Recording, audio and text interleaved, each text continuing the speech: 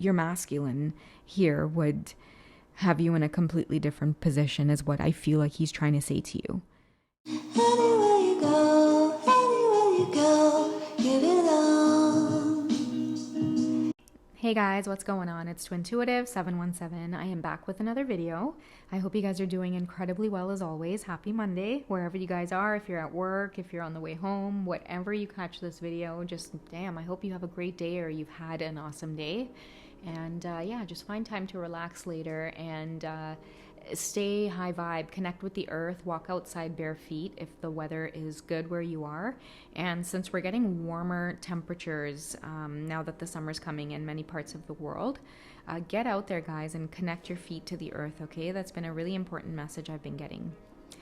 Now, I have a nice short and sweet reading here today for you guys about the divine masculines, okay? Because from time to time I'll come across, you know, working with a lot of you on the journey, like maybe I'll share a specific series of videos and then we'll get to working personally, and many of the divine feminines are finding themselves in a place where they're feeling very accomplished.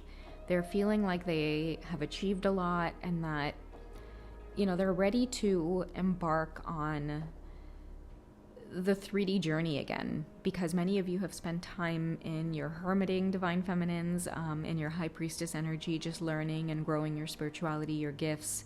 But now you're ready to step back into the outside world.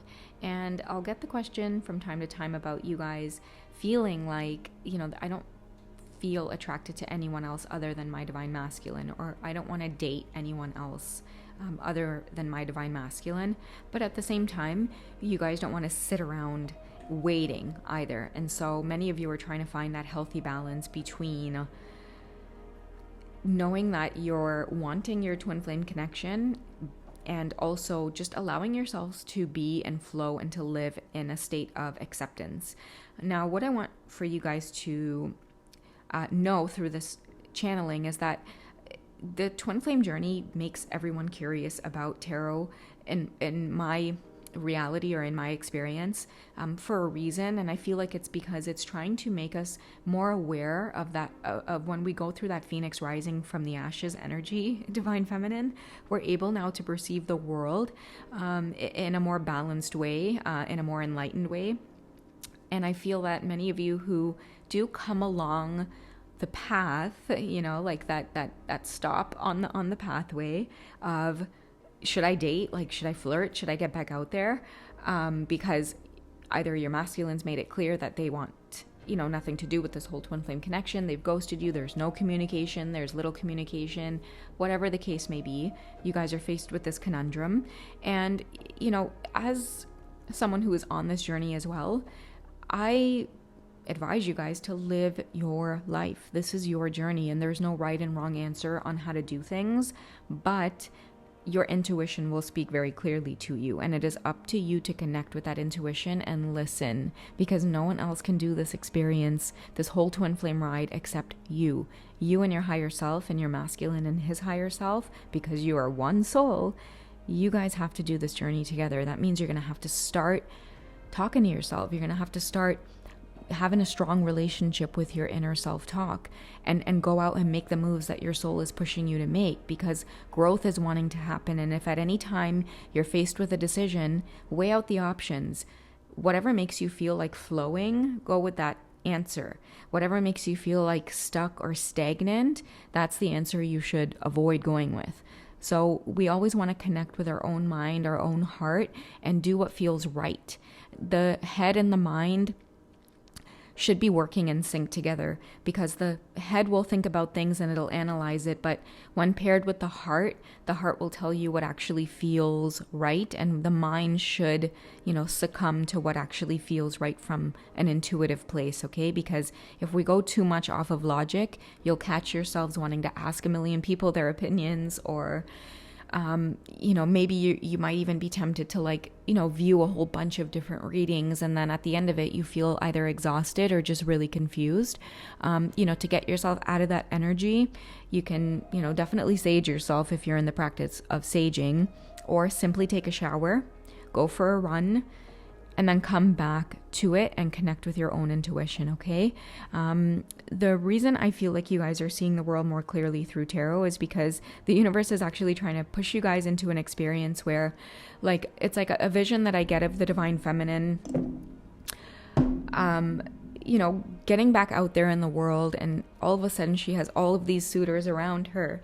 But the beautiful thing about the Phoenix who has risen is now you're able to see all of these suitors as either pages, knights, you know, who is in their king energy. And that's why I have my Emperor card, because I'm here to let you guys know when you're on a twin flame journey, you can look at all these pages and knights and kings, but your Emperor will show up with a big smile on his face to remind you that at the end of the day, you two are doing this dance together as one soul.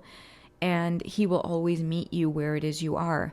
I think I mentioned in the last reading as well on the channel that we came to planet Earth to experience physicality and to physically, you know, have experiences. And so many of you have to connect clearly with what it is you actually want and you're trying to attract, and bring that into your reality without needing validation or without shame or without fear or without guilt.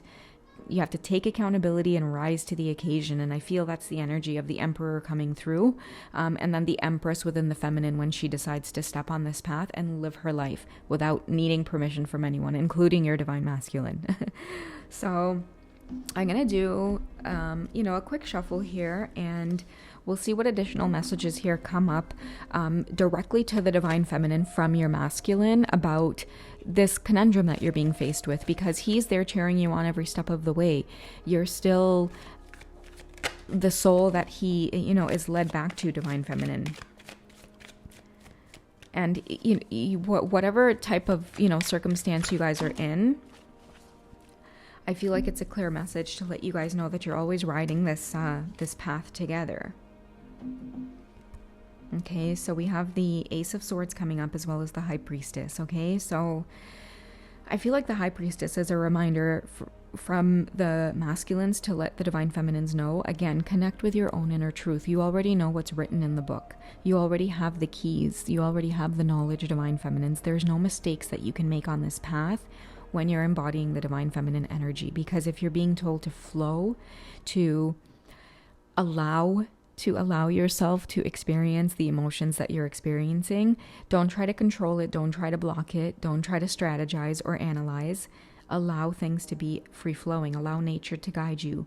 And I feel like the Ace of Swords here comes up because, you know, your divine masculine is feeling playful in this card. Like, I feel like he's trying to let you know subtly here that this is how he sees you. This is how he sees you with other men. He's saying that, listen, I'm the Emperor because you try to go back out there and flirt, and this is exactly what you'll get every time. Okay, you overcoming, you know, other energies, these knights, these pages, your masculine here would have you in a completely different position is what I feel like he's trying to say to you. You know, I feel like he's trying to tell you, like, yes, you are the Empress. Yes, you are this Phoenix risen from the ashes, but don't think that anyone's going to be able to match that energy except for me.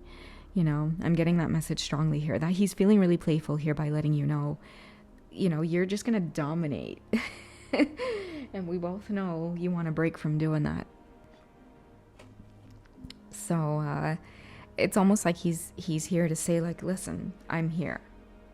And so that's not going to be us in this situation here. He's going to be carrying you like against a wall type of thing rather than this that's going on here.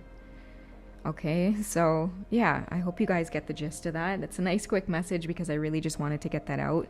But yeah, be in the feeling of flowing divine feminines, because again, you guys are going to get this really cool ability to see things happening 10 steps, before you get there type of thing. Okay, you're going to see things happening before they already occur. You're going to feel this Emperor energy watching you by allowing yourself to just be out there in the world and associate yourselves with other people, have interactions. The High Priestess is going to see it before it happens, and you're going to know when you're dealing with, again, a page or a knight or a king, etc. And also you're going to know the energy of your Emperor. Okay, I love you guys. Take care of yourselves, and I will speak to you soon. I'm sorry if I was a bit repetitive there at the end as well. Okay, I love you guys. Bye.